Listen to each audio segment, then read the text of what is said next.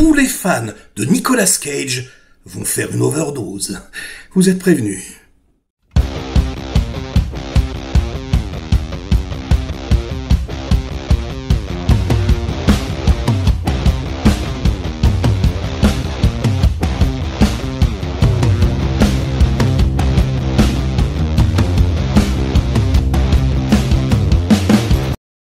Salut les cinéphages, c'est Merege, et aujourd'hui, événement, je viens vous parler en avant-première du nouveau long-métrage de Nicolas Cage, Poum! Sympathie for the Devil, réalisé par le metteur en scène israélien Yuval Adler, scénarisé par Luc Paradise, dont c'est le premier scénario, j'adore son blaze, et pour accompagner Nicolas Cage, nous avons cet acteur que j'adore, d'origine suédoise, Joel Kinnaman, qu'on avait découvert dans Easy Money par exemple, et qui forment un duo, parce que vraiment, il y a quasiment que deux acteurs dans le film. On est dans une voiture, à la Collatérale, alors on n'est pas chez Michael Mann, mais vraiment, petit Collatéral, donc, grosse série B. En plus, j'adore, hein. On a Joel Kinnaman, donc, qui joue le conducteur, c'est vraiment voilà, son nom au générique, et puis Nicolas Cage, qui joue le passager. Est-ce qu'on est dans un polar traditionnel?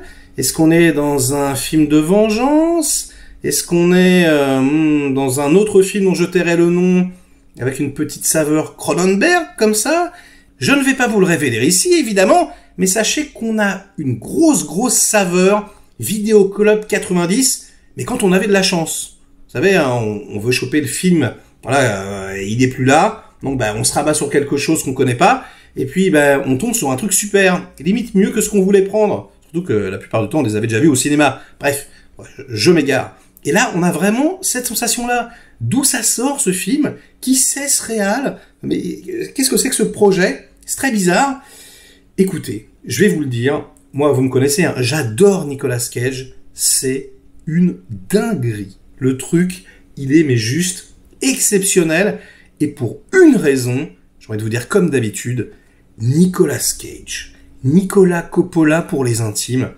Mais je crois qu'on l'a jamais autant vu cabotiner dans un film de toute son existence. C'est juste une régalade de tous les instants. C'est pas compliqué, le film il dure 1h40. Nick Cage, il est là pendant 1h30. Et c'est lui qui a tous les dialogues. Je veux dire, il est de tous les plans.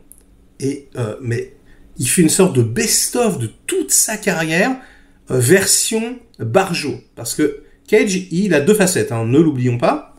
Il a évidemment le côté très subtil qui peut lui apporter un Oscar, hein, Living Las Vegas, et puis il a le côté flamboyant, complètement barjo, et là on est vraiment dans cette partie-là, et je vous jure les enfants, mais c'est orgasmique. C'est une orgie de Nicolas Cage. Vous allez même pas en revenir, quoi. Enfin, je veux dire, j'étais mort de rire, j'avais la banane pendant tout le film, je pouvais plus m'arrêter, mais juste, c'est phénoménal, trop bien looké, en plus il a trop la patate. On sent qu'il improvise, évidemment, hein, mais c'est quand même bien écrit. Et d'ailleurs, j'ai été surpris, hein, parce que, ouais, le scénario est assez simple, mais il évite quand même les clichés, il prend certains risques, il est surprenant, et du coup, on est, ouais, c'est assez catchy, quoi. On est super pris. On sait pas trop ce qui va se passer, on sait pas pourquoi il est là, qu'est-ce qu'il lui veut, etc. Et on découvre petit à petit, voilà, le scénar se met en place comme une sorte de puzzle. Et franchement, c'est assez ludique, mais en plus avec lui, quoi, qui vampirise littéralement le film, mais vampiriser, je voulais faire un jeu de mots avec Renfield, hein, dans le bon sens du terme. C'est vrai que on était super déçus quand on a vu Renfield, parce que lui, il est génial dedans, le film n'est pas incroyable, il est bon, sympatoche, alors on va dire ça comme ça, mais dedans, il est juste trop dingue. Et on n'avait qu'une seule envie, spectateur, c'était Cage joue Dracula pendant 1h30, quoi. Et là, mais je vous jure, quoi. Mais c'est tellement jouissif. Il est tellement, mais exceptionnel. En plus, subtil dans le surjeu, j'ai envie de vous dire, quoi. Avec des variations tout le temps et tout. Non, mais c'est un bonheur de tous les instants. Joel Kinnaman, il fait pas le poids. Je veux dire, voilà, il a un rôle complètement différent, assez mutique. Voilà, il encaisse, mais il est très bon, franchement.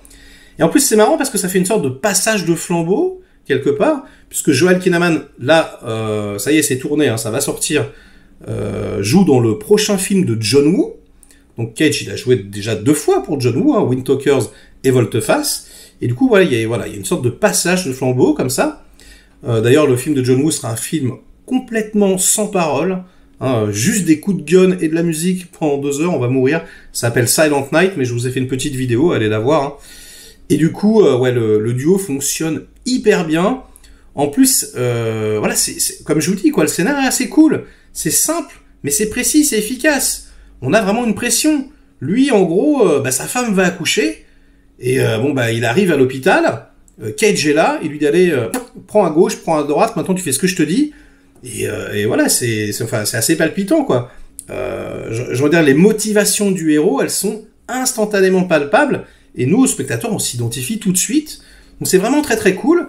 Et alors surtout, et alors là vraiment, j'applaudis des 4 mains, il y a quelque chose, et même si le film avait été nul, je l'aurais dit, hein, mais qui est génial, c'est qu'il y a 0 fond vert, les enfants. 0 effets spéciaux, ou alors peut-être dans un plan, et ça se voit pas, c'est très bien fait, mais ils sont vraiment dans la voiture. Putain, et ça, mais c'est trop bon, quoi. C'est-à-dire que vraiment, on sent la poussière, on sent les éclairages, on sent que, voilà, quand la caméra est collée, par exemple, à la portière, on sent que ça vibre, etc. Vraiment, ça sointe le réel, et ça, putain, mais ça fait trop plaisir. Et il n'y a pas que ça, hein. À un moment donné, il joue avec des cocktails Molotov, il y a des flammes, tout ça, c'est en vrai, c'est en dur et tout. C'est mortel.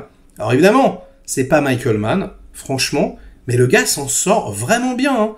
C'est bien monté, la musique est agréable et tout, franchement, c'est une super surprise. Donc, comme je vous le dis, quoi, orgasmique. Orgasmique pour les fans de Cage. Vous allez halluciner, franchement, c'est une dinguerie. Depuis Mandy, je crois qu'on n'avait pas vu Cage aussi flamboyant, j'ai envie de vous dire.